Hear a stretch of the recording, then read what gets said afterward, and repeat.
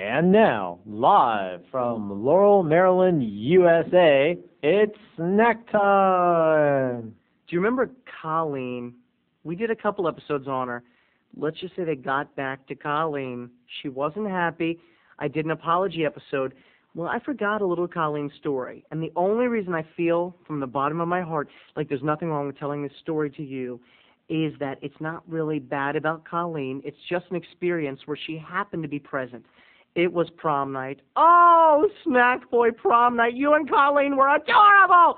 Actually, if you really, really want to get a feel for prom night with Colleen and I, you can go back into the archives and you click in on the photo album show, and you can actually see a real live photograph of Colleen and I on prom night, me all freckly and goofy, and her with baby's breath and her perm.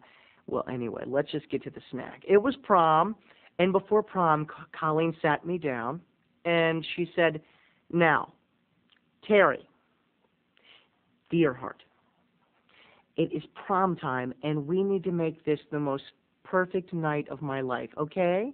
Okay? It's a team effort, Terry, and we're going to take prom night very, very seriously, aren't we, Terry?" And I said, "Sure, Colleen." She said, "Terry, look in my eyes. We are going to take prom night very, very seriously, aren't we, Terry?" And I said, I was a little more afraid then. I said, okay, Colleen.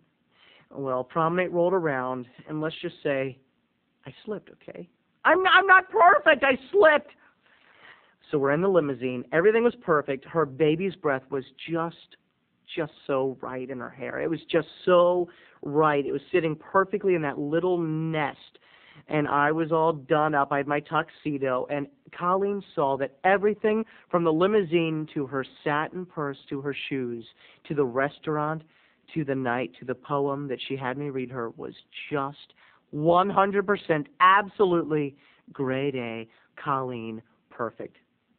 But once I'd had a couple beers in me, people, things always can't stay perfect, can they? No, Snackboy, what happened? Well, there we are in the back of the limo. The dance is over.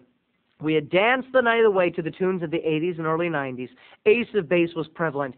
And then, in the back of the limo, a little tipsy, a little intoxicated by the juices of life, I saw hookers. We were on 14th Street in Washington, D.C., people. We rounded a corner. We're stuck at a light, and there they are, ladies of the night, nestled into their tight, stringy, green and aqua, glistening, thigh-high, slut pussy outfits. And there they were, ripe for the taking. And there Colleen started to be judgmental. She looked out the window and she said, "I can't believe those women. How dare they degrade themselves? And you know what? I think they degrade me in their actions." This might not have been a bad time. I drunkenly lowered the window, and as it lowered, I leaned my head out and I beckoned to the hookers. I said, "Ladies, come here. We've got money and we've got alcohol, ladies."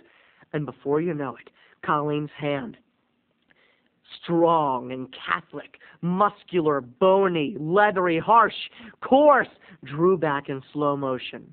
And as the hookers started prancing their way, working, shaking their money makers, and walking toward the limo, leaning down their boobs and about to make business, Colleen's hand whistled through the air. And it made contact with my cheek and face and ear and nose.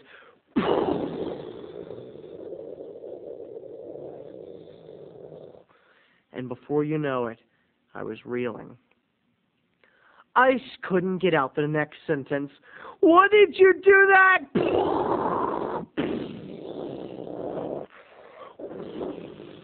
A trickle of crummet, dead wily blood nestled its way out of my nose, and I had realized my mistake. I went, "I'm sorry, Colleen." And then the hookers leaned their way in the window, and they said, "What's up, sugar? Did someone call us?" And Colleen turned into a demon. Her eyes rolled into her head. Her nails grew inches longer. Her skin tinted green. And she hissed at them and opened her mouth. Her usually very beautiful face contorted into a grotesque mask of revenge and hatred. And her tongue darted out. And the things she said to the whores scared them bad. And they turned and they ran. And they took their heels and they went away. And the window went up. And I was sealed in the back of this tomb-like limousine with Colleen. I knew I had to make amends. I said, I bought you the New Kids on the Block CD, Colleen. It wasn't enough. She looked at me icily.